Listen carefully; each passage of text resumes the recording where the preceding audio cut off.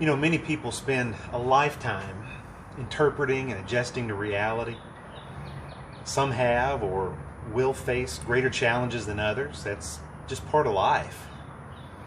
We know the old joke speaks to two inevitabilities, taxes and death, two things that we won't get out of for the most part.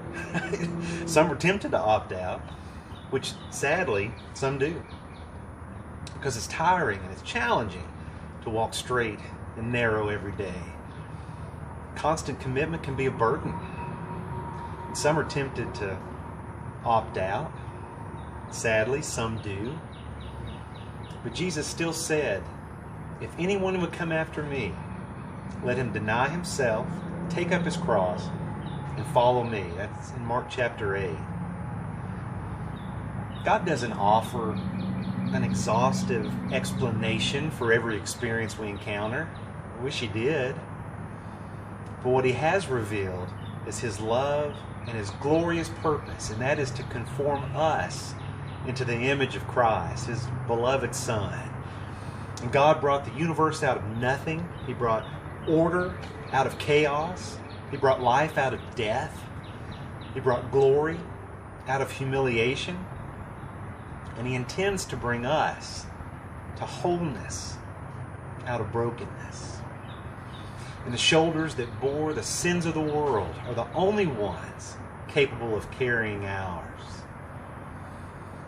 Remember when King David charged his son with building the temple? He gave details of how to build God's house. And he recalled to Solomon the key to success. And this should sound familiar to you. The same words that Joshua gave the children of Israel. He said, be strong and courageous. Fear not. Do not be dismayed. That's in 1 Chronicles 22.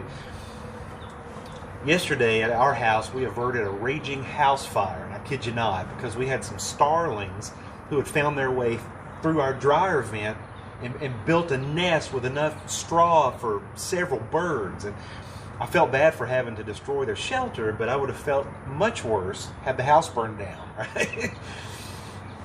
But have you ever seen a nesting bird in a rainstorm?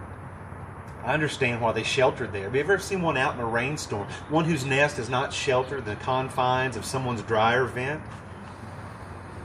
You know, the pelting rain may threaten, but the mama bird does not desert the eggs.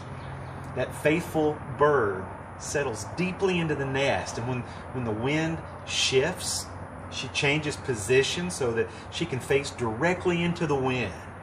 And by doing this, she gains stability.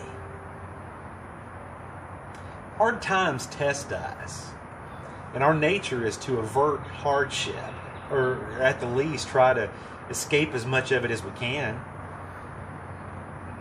But we gain stability by facing the hardship rather than trying to escape it.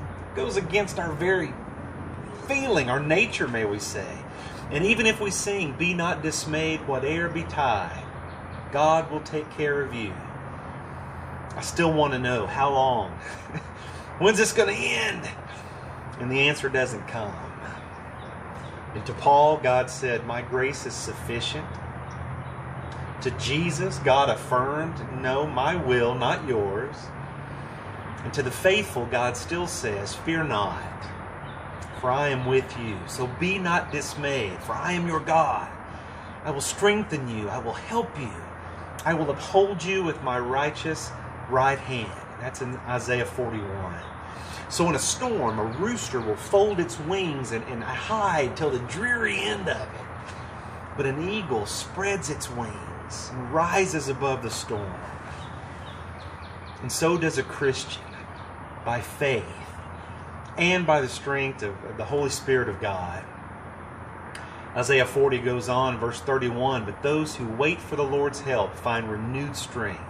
They rise up as if they had eagle's wings, and they run without growing weary. They walk without getting tired. Don't fold up. God has a glorious purpose for us, for you. And yes, realizing that purpose can be tiring and challenging. And as He conforms you to the image of His beloved Son, yes, there will be turbulence as you rise. But in flight, You can enjoy the peace that comes with achieving an altitude that lifts you above the storm, above the darkness, cruising on the shoulders of the one who has conquered the storm.